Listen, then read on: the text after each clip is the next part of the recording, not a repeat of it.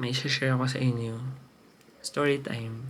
Kasi dati, natatakot ako magpagupit. Hindi dahil ayoko nung kalalabasan ng gupit. Natatakot ako magpagupit kasi baka yung pimples ko sa scalp dito matamaan. Tapos magdugo. Tapos hindi tumigil yung dugo. Nangyari na kasi siya. Tapos, napaka-awkward nung sitwasyon na yon na ayoko nang maulit-ulit. Kaya minsan, parang lagpas 3 months bago ako magpagupit. Noon to noon. Tapos, palaging ganun yung sitwasyon na kapag kumapal na yung buhok ko sa likod, lumalaki na rin yung mga pimples o tagyawat ko doon sa scalp mismo. At sobrang hirap nun. Lalo na kapag merong medyo cystic, yung nagpapatong, o kaya yung may laman sa loob. Kapag nakahiga ka or nakadantay ka, kapag tinamaan yon or nadaganan ng konti, masakit. Until pandemic pa yun So, siguro ilang years na. Ilang years ko na rin siyang tinitiis to the point na ang lagi ko na lang ginagawa is nakakap ako. Nakakap. Tapos yung cup ko is nakalagay sa likod, yung nakaikot, para matatakpan yung bato ko, tsaka yung scalp ko. Kasi kapag wala yun, sobrang awkward kasi nakaka-conscious. Kasi sobrang lalaki ng pimples doon. Dumating na sa point na nagpa-consult ako sa dermatologist ko. Ang sabi niya, baka daw kasi sobrang pawisin yung scalp ko, tapos nagbi-build up ng bacteria, tapos nagre-result siya sa mga pimples. Parang acne lang din siya, kung paano siya nabubuo sa mukha ko. Ang explanation pa sa akin is marami daw kasing sebaceous gland sa mismong scalp area. Yun yung nagpo-produce ng oil para dun sa buhok natin, hindi siya dry. So kapag sobrang dami daw nun, tapos napamahayan ng bacteria, yun daw yung nagre-result ng pimple. Sabi ko, Dok, parang parehas pala kung paano nabubuo yung pimple sa muka. Sabi niya, oo. Kasi marami din daw sebaceous gland sa muka. Kaya daw laging ang pinipimples or tinitigyawat ay yung muka. Tapos meron din daw dito sa bandang chest area, tapos sa back. Tapos kapag naman daw dito, baka daw hormonal yun. So, in-explain sa akin ni Doc na kung ano yung mga pwede kong ipahid, ano yung mga pwede kong gamitin. And dumating sa point na marami na akong product na na-try. Na-try ko na yung mga topical treatments. At pinakamahal ata doon yung maliit na tube. Tapos, worth siya ng 2,100 or 2 basta nagre-range sa ganun kamahal. Tapos, para lang siyang maliit na toothpaste na binibigay sa mga hotel, yung mga libre. Ipapahid mo lang siya dun sa affected area, tapos hahayaan mo dun. Ang problem ko ay nakaka-help siya, pero hindi siya yung resolution. Tapos, mayroon pa siyang dagdag na problem. Yung amoy ng product or ng topical treatment na ilalagay dito mismo sa batok, tsaka sa scalp area, may amoy na hindi maganda. Tapos, nakaka-conscious siya gamitin kasi matapang yung amoy niya. And, hindi rin siya resolution kasi hindi rin natanggal kahit naubos ko yung isang tube. So, yung isang tube kasi tumagal siya siguro mga lagpas din ng 1.5 buwan. And wala akong nakitang improvement na gusto ko siyang ituloy, knowing na alam ko na kung magkano yung itutuloy ko. Kasi alam ko, bibili ulit ako ng isang tube. Mahal ulit yun. Marami rin ako na-try na spray. So, i-share ko na sa inyo kung ano yung shampoo sa Body Shop. Ito siya. The Body Shop T3 Purify. Ito ay everyday kasi everyday ako naliligo. Sometimes twice pa nga kasi pagka uwi ko ng bahay naliligo ulit ako kapag lalabas ako. Tapos minsan 3 beses pa nga kasi nag-exercise ako. Sobrang laking tulong niya to the point na nakatatlong bottle na ako sa span of siguro mga 3 months. With the span of 3 months, nakatatlong bottle na ako. Isang malaki, isang maliit, isang malaki. Itong isa kasi ginger, mamaya kukwento ko sa inyo kung para saan to. Kung paano ko napatunayan na effective siya, yung moment na breakthrough, parang ganun, is mahaba yung buhok ko, makapal yung likod. Tapos nung ginamit ko tong shampoo na to, natanggal pa rin siya. Sabi ko, hindi pala lagi na kailangan maikli yung buhok ko para lang mawala yung mga tagyawat ko sa likod. Hindi pala ganun. Kasi dati pa ako nagpapa 2x3 tapos sobrang clean, tapos shave, laging ganun. Kasi laging naka-military cut or soldier cut. Kasi akala ko kapag manipis yung buhok, hindi siya tutubo. Pero never naman din nangyari yun kahit na manipis yung mga pinagupit ko ng mga previous years.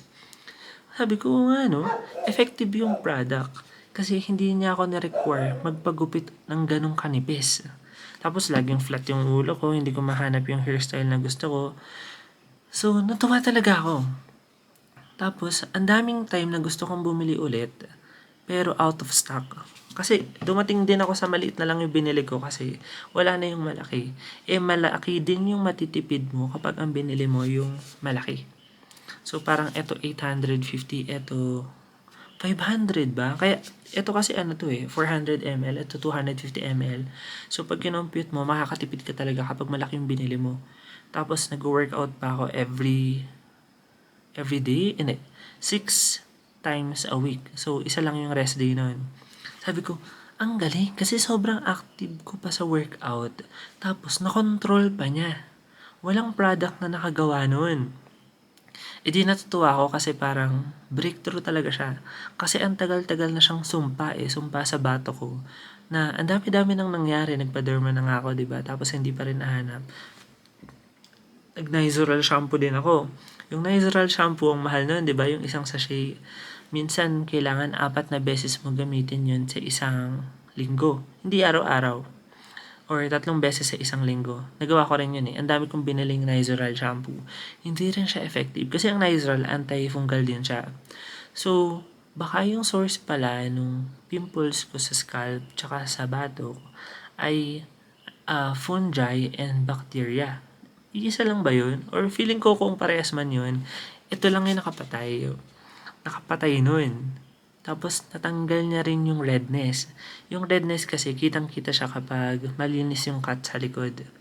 E di sabi nung barbershop ko, "Sir, ang galing paano mo natanggal yung..." Ganun kami ka-close Kasi lagi kong pinapapicturean yung baka magulat kayo. Parang ang naman, ang FC. Paano ko daw natanggal? Kasi pinapapicturean ko pa yung bata ko noon eh. Gusto kong makita yung improvement nung pagpapagupit ko or nababawasan ba or dumadami ba. And dinidelete ko siya agad kasi hindi ko siya kayang makita na ganun yung bata ko. Paano ba kapag may ibang taong nasa likod ko or nasa escalator na nakita yung bata ko, di ba nakakahiya? Tapos sobrang nakaka-conscious siya. E di, nakwento ko na rin dun sa, hairstylist. Hairstylist, oo, yun yung tawag sa Davids kasi, nung lumipat kasi ako sa Mega Mall, nasa Davids din ako. Nung nasa Bagay na ako, nasa Davids pa rin ako. Ang nakakatawa kasi sa Davids, hindi ka nila i-judge kung maraming pimples yung batok mo or yung scalp mo. Concerned sila. Meron kasing barber shop, hindi ko naman nila lahat, pero may judgment sa tingin. May nafe-feel akong ganun, yung ibang barbershop. Basta, yun, may awkwardness or parang hostility. Yung parang kapag nakita nila yung batok mo, madumi ka. Ganoon, nafe-feel ko yun. Sa Davids kasi hindi ko rin na-experience yun. Instead, parang concerned talaga sila kung ano yung mga recommend noon. Kaya feeling ko sana makadating to sa mga hindi pa nakakapag-try ng tea tree shampoo ng Body Shop. Tapos, sana effective din sa inyo. Parang ganun. Kasi feeling ko, magla-lighten up yung everyday paglabas nyo. Hindi mo na ma-experience yung kailangan mong itago using cap. Yun, ang laking fulfillment nun eh. Feeling ko na-lift up yung yung everyday living nung hindi ko na kailangan i-conceal, itago gamit yung sombrero yung bato ko, yung scalp ko, gano'n.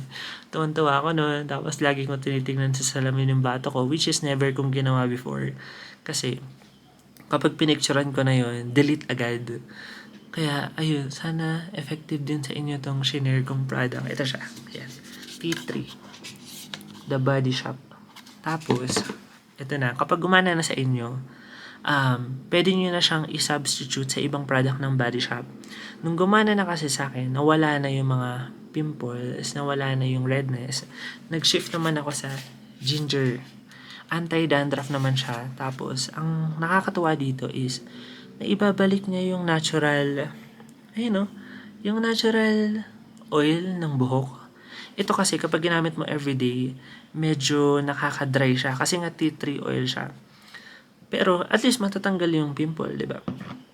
Tapos sina-substitute ko siya, ito yung ginagamit ko ng 3 days. Tapos ito yung ginagamit ko ng siguro mga 4 days. Or basta yun, it's either 3, 4, 4, 3 or 2, 5. Depende kung ano yung pakiramdam mo, kung may nakakapakang bagong pimples. So, yung ginger naman niya, anti-hair fall din siya. Tapos, ang gusto ko yung pagiging makintab niya, tsaka yung medyo bouncy effect niya, na kahit na oily siya, hindi siya yung excessive oily. Ayun, so ito yung dalawang product na ginagamit ko. Sana makatulong din sa inyo. Bye-bye!